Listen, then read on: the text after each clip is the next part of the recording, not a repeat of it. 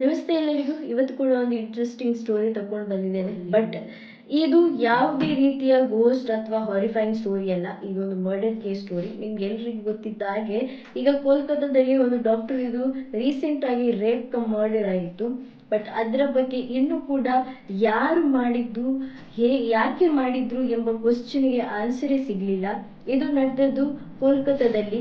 ಅಲ್ಲಿದ್ದಂತಹ famous college RG medical ಹಾಗೂ hospital ಇದ್ದಂತಹ ಒಂದು ಜಾಗದಲ್ಲಿ ನಡೆದದ್ದು. ಇದರ ವಿಷಯದಲ್ಲಿ ಸಂಜಯ್ ರಾಯ್ ಎಂಬವರು ಎವಿಡೆನ್ಸ್ ಆಗಿ ಸಿಕ್ಕಿದ್ದಾರೆ. ಹಾಗೂ ಅವರು ಯಾಕೆ ಸರೆಂಡರ್ ಆದ್ರು, ಅವರದಲ್ಲಿ ತಪ್ಪಿದ್ಯಾ, ಇದೆಲ್ಲ ಕ್ವಶನ್ಗೆ ಇವತ್ತಿನ ವಿಡಿಯೋದಲ್ಲಿ ಆನ್ಸರ್ ಹೇಳ್ತಾನೆ. ನಾನು ನಿಮ್ಮ ರಶ್ಮಿ. ಇವತ್ತಿನ ವಿಡಿಯೋದಲ್ಲಿ ನಾವು ಡಿಸ್ಕಸ್ ಮಾಡ್ಲಿಕ್ಕಿದ್ದೇವೆ ಕೋಲ್ಕತ್ತಾದ most horrifying murder cum rape case ಬಗ್ಗೆ. ಬನ್ನಿ ವಿಡಿಯೋ ಸ್ಟಾರ್ಟ್ ಮಾಡೋಣ. ಕೋಲ್ಕತ್ತಾದಲ್ಲಿ ಡೆಫಿನೆಟ್ ಆಗಿ ಈ ಮರ್ಡರ್ ಕಮ್ ರೇಪ್ ಅನ್ನ ಮುಚ್ಚಿಡ್ಲಿಕ್ಕೆ ತುಂಬಾನೇ ಟ್ರೈ ಮಾಡ್ತಿದ್ದಾರೆ.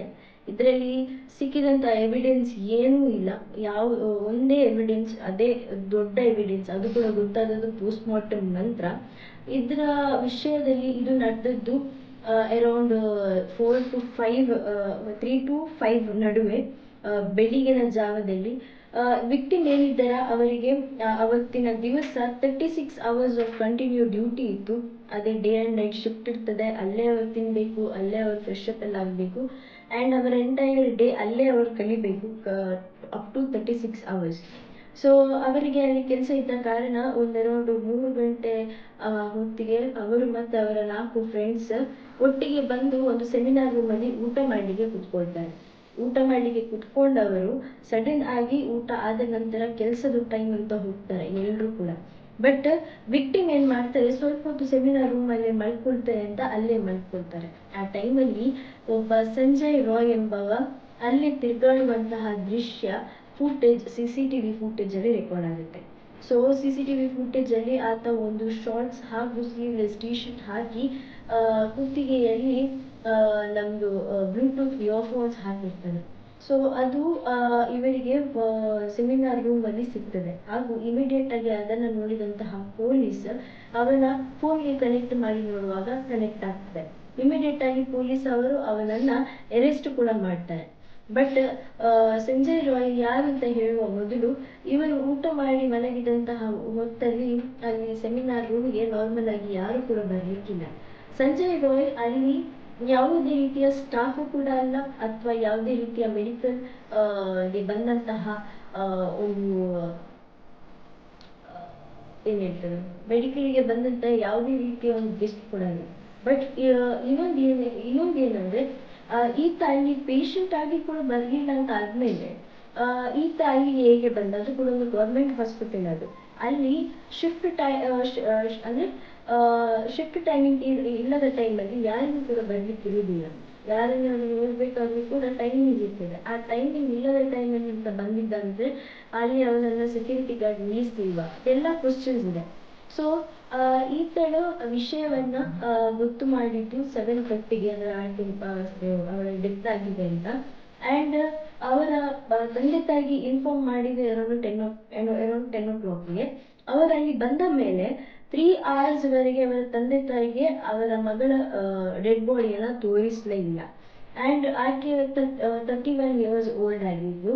ಬಟ್ ಆಕೆಯ ವಿಷಯದಲ್ಲಿ ಪೇರೆಂಟ್ಸ್ನವರು ಅಲ್ಲಿದ್ದಂತಹ ಡಿಪಾರ್ಟ್ಮೆಂಟ್ ಅಲ್ಲಿ ಎಷ್ಟೇ ಒದ್ದಾಡಿ ಅವರ ಹತ್ರ ರಿಕ್ವೆಸ್ಟ್ ಮಾಡಿದ್ರು ಕೂಡ ಅಲ್ಲಿಯ ಅಡ್ಮಿನಿಸ್ಟ್ರೇಟರ್ ಹಾಗೂ ಡಿಪಾರ್ಟ್ಮೆಂಟ್ ಪೀಪಲ್ ಯಾರು ಕೂಡ ಬಿಡ್ಲೇ ಇಲ್ಲ ಅಪ್ ಟು 3 hours. ಹಾಗೂ ಇಲ್ಲಿ ಇನ್ನೊಂದು ವಿಷಯ ಏನಂದ್ರೆ, ಹಾಸ್ಪಿಟಲ್ ಅವರ ಕೈವಾಡ ಇರ್ಬೋದು ಅಂತ. ಯಾಕೆಂದ್ರೆ ಹಾಸ್ಪಿಟಲ್ನವರು ಈ ವಿಷಯದನ್ನ ಸುಸೈಡ್ ಅಂತಾನೆ ಹೇಳ್ತಿದ್ದಾರೆ. ಬಟ್ ಅಲ್ಲಿದ್ದಂತಹ ಬೇರೆ ಸ್ಟೂಡೆಂಟ್ಸ್ನವರು ಈ ವಿಷಯದಲ್ಲಿ ಪ್ರೊಟೆಸ್ಟ್ ಮಾಡಲಿಕ್ಕೆ ಶುರು ಮಾಡಿದಾಗ, ಆಲ್ ಓವರ್ ಇಂಡಿಯಾ ಈ ವಿಷಯ ಸ್ಪ್ರೆಡ್ ಆದಾಗ, ಎಲ್ಲ ಸೋಷಿಯಲ್ ಮೀಡಿಯಾದಲ್ಲಿ ಈ ವಿಷಯ ಬರುವಾಗ, ಈ ಆಟೋಪ್ಸಿ ಮಾಡದೆ ಇಟ್ಟಂತಹ ಡೆಡ್ ಬಾಡಿ ಇದ್ದು ಕೇಸು ಸ್ವಲ್ಪ ಟ್ವಿಸ್ಟ್ ಆಗ್ತದೆ. ಅಂದ್ರೆ ಇದನ್ನ ಪೋಸ್ಟ್ ಮಾರ್ಟಮ್ಗೇನು ಕಳಿಸ್ಬೇಕು ಅಂತ.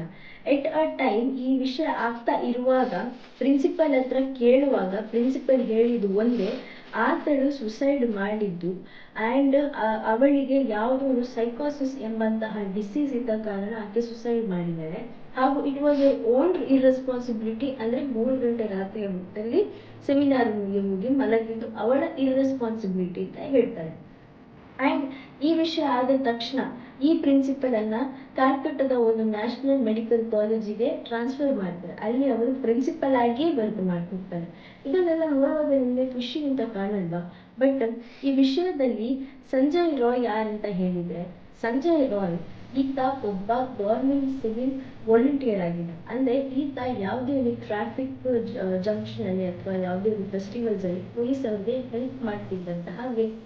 ಹಾಗೂ ಇವನಿಗೂ ಕೂಡ ಒಂದು ಟಿ ಶರ್ಟ್ ಕೊಟ್ಟಿದ್ರು ಪೊಲೀಸ್ ಅಂತ, ಅದನ್ನ ಹಾಕಿ ತಿರುಗ್ತಿದ್ದ. ಈ ತರ ವೆಹಿಕಲ್ ನಲ್ಲಿ 2 ವೀಲರ್ ಅಲ್ಲೂ ಕೂಡ ಮುಂದೆ ಪೊಲೀಸ್ ಎಂದು ಸ್ಟಿಕರ್ ಕಟ್ಟಿಂಗ್ ಕೂಡ ಇದೆ. ಹಾಗೂ ಈತ ಒಂದು ಗೌರ್ಮೆಂಟ್ ವರ್ಕರ್ ಆದ ಕಾರಣ ಈತನನ್ನ ಬಿಟ್ಟಿದ್ದಾರ ಅಥವಾ ಈತ ಗೌರ್ಮೆಂಟ್ ವರ್ಕರ್ ಆದ್ರೂ ಕೂಡ ಇವನ ಮೊದಲಿಗೆ ಒಂದು ಇದರ ವಿಷಯದಲ್ಲಿ ಕಂಪ್ಲೇಂಟ್ಸ್ ಆಲ್ರೆಡಿ ಪೊಲೀಸ್ ಸ್ಟೇಷನ್ ನಲ್ಲಿ ಆಗಿದೆ.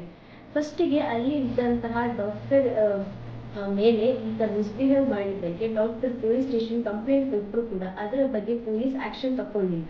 ಇದಾದ ನಂತರ ಇನ್ನೊಂದು ಅಲ್ಲಿದ್ದಂತಹ ಮೆಡಿಕಲ್ ಅಲ್ಲಿ ವರ್ಕ್ ಮಾಡ್ತಿದ್ದಂತಹ ಹುಡುಗಿಯ ಫೋನ್ ನಂಬರ್ ಈತ ತಕೊಂಡು ಆತನಿಗೂ ಕೂಡ ಬ್ಲ್ಯಾಕ್ ಮೇಲ್ ಮಾಡ್ತಿದ್ದ. ಹಾಗೂ ಬ್ಲ್ಯಾಕ್ ಮೇಲ್ ಮಾಡ್ತಾ ಇರುವಾಗ ಆತಳು ಮೀಟ್ ಆಗೋದಕ್ಕೆ ಅಬ್ಯೂಸ್ ಮಾಡ್ತೇನೆ ಹಾಗೆ ಹೀಗೆ ಅಂತ ಧಮಕಿ ಕೂಡ ಕೊಡ್ತಿದ್ದ. ಆತಳು ಅಲ್ಲಿದ್ದಂತಹ ಲಾಲ್ ಬಜಾರ್ ಪೊಲೀಸ್ ಸ್ಟೇಷನ್ ಅಲ್ಲಿ ಈ ಕಂಪ್ಲೇಂಟ್ ಹಾಕಿ ಹಾಗೂ ಈ ಸ್ಟೇಟ್ಮೆಂಟ್ ಕೊಟ್ಟಿದ್ಲು.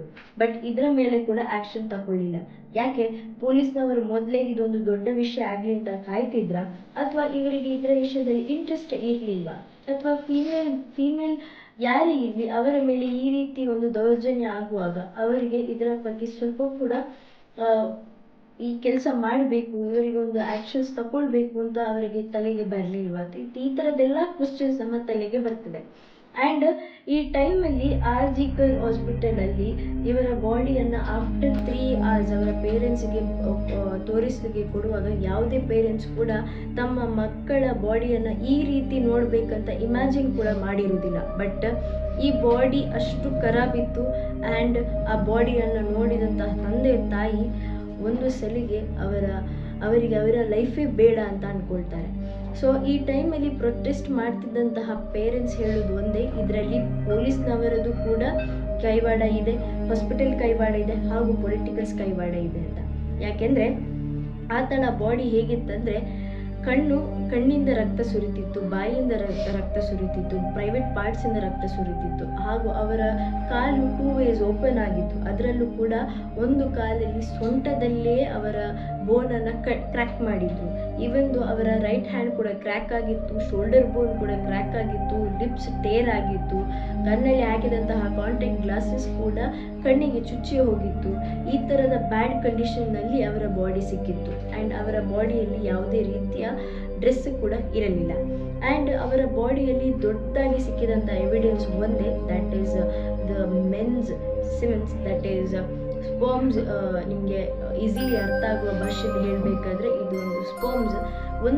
ಅವರ ಬಾಡಿಯಲ್ಲಿ ಆಲ್ಮೋಸ್ಟ್ 150 grams ಅಷ್ಟು ಸ್ಪರ್ಮ್ಸ್ ಐಡೆಂಟಿಫೈ ಆಗಿದೆ. ಬಟ್ ದ ಥಿಂಗ್ ಈಸ್, ಯಾವುದೇ ಒಂದು ಮೇಲ್ ಅವರಿಗೆ ಎಟ್ ಅ ಟೈಮ್ ಅಷ್ಟು ಸ್ಪರ್ಮ್ಸ್ ಔಟ್ ಮಾಡಲಿಕ್ಕೆ ಆಗೋದಿಲ್ಲ. ಬಟ್ ಇದನ್ನೆಲ್ಲ ಸೈಂಟಿಫಿಕಲ್ ಆಗಿ ಪ್ರೂವ್ ಆದ ಕಾರಣ ಇದೊಂದು ಕೋಲ್ಡ್ ಮರ್ಡರ್ ಅಂತ ಕನ್ಫರ್ಮ್ ಆಗ್ತದೆ, ಹಾಗೂ ಗ್ಯಾಂಗ್ ರೇಪ್ ಅಂತ ಕ್ಲಿಯರ್ ಆಗಿ ಗೊತ್ತಾಗ್ತದೆ. ಆ್ಯಂಡ್ ಇದಿಷ್ಟು ಗೊತ್ತಾದ ನಂತರ ಕೂಡ ಏನು ಮಾಡ್ತಾರೆ ಅಂದರೆ, ಇದೆಲ್ಲ ಪೋಸ್ಟ್ಮಾರ್ಟಮ್ ನಂತರ ಗೊತ್ತಾದ ಮೇಲೂ ಕೂಡ ಇದರ ಬಗ್ಗೆ ಅಷ್ಟೇನು ಆ್ಯಕ್ಷನ್ಸ್ ಯಾರು ಕೂಡ ತಗೊಳ್ಳೋದಿಲ್ಲ.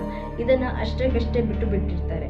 ಆ್ಯಂಡ್ ಇಲ್ಲಿ ಇವರ ಹಿಂದೆ ಅಂದರೆ ಸಂಜಯ್ ರಾಯ್ ಅವನ ಸಿಕ್ಕಿಸಿದ್ದ ಈ ವಿಷಯದಲ್ಲಿ ಇದೆಲ್ಲ ವಿಷಯ ಇರುವಾಗ ಕೂಡ ಯಾವುದೇ ಒಂದು ಪೊಲಿಟಿಕಲ್ಸ್ ಬ್ಯಾಕ್ಗ್ರೌಂಡ್ ಪವರಿಂದ ಈ ರೀತಿ ಈ ವಿಷಯನ ಕ್ಲೋಸ್ ಮಾಡ್ತಿದ್ದಾರೆ, ಇನ್ನೂ ಕೂಡ ಓಪನ್ ಮಾಡ್ತಿಲ್ಲ ಅಂತ ಇದೆ. ಆ್ಯಂಡ್ ಇನ್ನೊಂದು ಸೈಡಲ್ಲಿ ಕೆಲವರು ಹೇಳ್ತಾರೆ it is a irresponsibility of that girl ಅಂತ. ಯಾಕೆಂದರೆ ಆಕೆ ಅಷ್ಟು ರಾತ್ರಿ ಯಾಕೆ ಹೋಗಬೇಕಿತ್ತು, ಹಾಗೂ ಆಕೆ ಹಾಕಿದಂಥ ಡ್ರೆಸ್ ಯಾವುದೋ ಒಂದು ಅವನನ್ನು ಸ್ಕೆಡ್ಯೂಸ್ ಮಾಡಿರ್ಬೋದು ಅಂತ ಥಿಂಕ್ ಮಾಡ್ತಾ ಇದ್ದಾರೆ. ಸೊ ಹೋಪ್ಫುಲಿ ಅವರಿಗೆ ಜಸ್ಟಿಸ್ ಸಿಗಲಿ ಅಂತ ಹೇಳ್ತಾ ಇವತ್ತಿನ ವಿಡಿಯೋ ನಾನು ಇಲ್ಲಿಗೆ ಎಂಡ್ ಮಾಡ್ತಿದ್ದೇನೆ. ನೆಕ್ಸ್ಟ್ ಇಂಟ್ರೆಸ್ಟಿಂಗ್ ವಿಡಿಯೋ ಜೊತೆ ಸಿಗ್ತೇನೆ. Till then